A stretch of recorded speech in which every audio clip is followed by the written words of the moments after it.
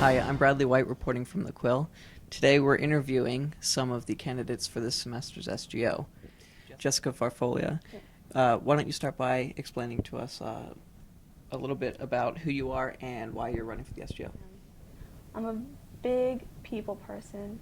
I love just interacting with different people and helping them in any way. So I think SGO would be a good way to do that, especially since I'm going to be attending Carroll for the next 2 years. What qualifies you to run for the SGO? I'm very organized. I haven't been in the past, but I'm very good at keeping things together now that I know how important it is. I've also had a lot of leadership roles, which makes me able to, lead a group and be in charge of whatever I need to be in charge of. Could you give an example of leadership roles?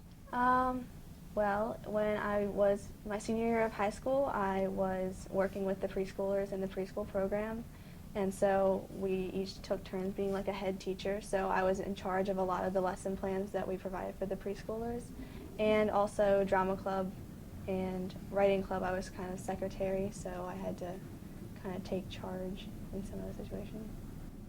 What does the SGO mean to you? SGO just means that there's a group of students that cares about the community and cares about people's time here. So they care that if they come here, they're not just coming to school, they're coming to something that's going to be a big part of their lives.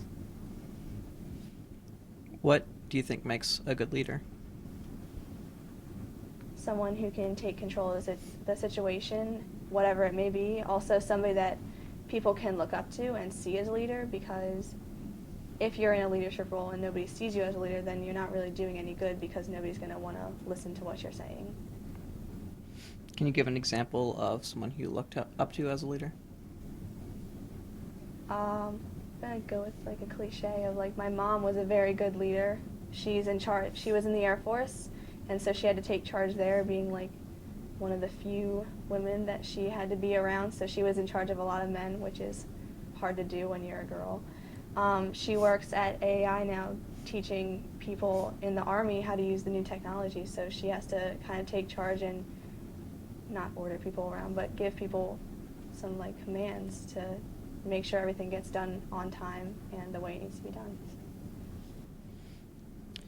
If you had to explain what the student government was to a new student, how would you do that?